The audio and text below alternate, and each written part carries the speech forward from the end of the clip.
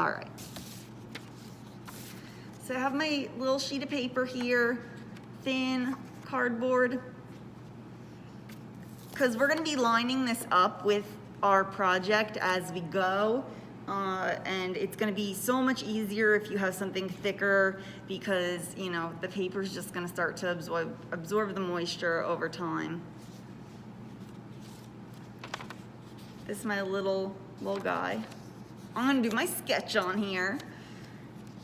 And whatever is easier for you guys. You could trace one or the other.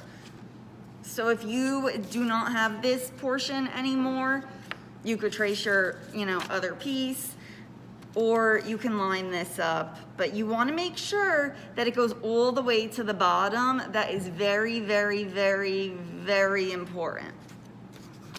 Very important. Very, very. So I have it all the way lined up. Try to get it as even as you can. And we're just gonna trace it and cut it out.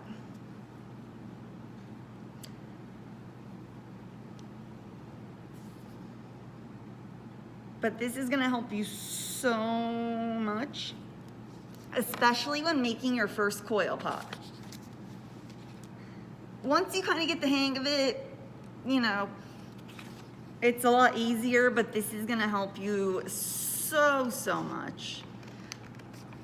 There's usually like 2 different ways I'll teach coil pots, but when we're doing something with like high decoration, I like to do it this way so that we get like a nice, clean, crisp coil vase. Now, after you get this basic shape done, if you decide you want to make your vase a little taller, that's fine. If you decide you want to flare it out a little bit, that's fine. This is going to get us pretty far into it. If this is the shape you want to go with and you want to stick to it, that is totally fine too. One thing that you're going to want to do once you get your template made is you don't want to have this really pointy piece here. It's going to kind of start to get in the way of what you're looking to do. Just go in, snip it off. It doesn't have to be anywhere specific. It's just going to help us line it up a little bit better. So this is what you're going to need before starting your vase. You're going to need one of these with a pretty lovely detailed sketch on it. And your template. You could cut this down a little bit too if you want to.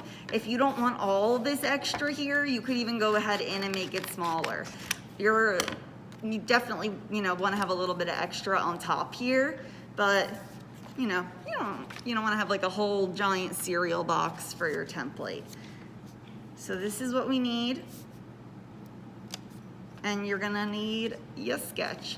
I'm gonna do mine out of chocolate clay because I think that that's going to be the most difficult one to work with. Therefore, I could kind of, if you guys are having difficulty, I kind of show you how to counteract some of that. So this is what we need.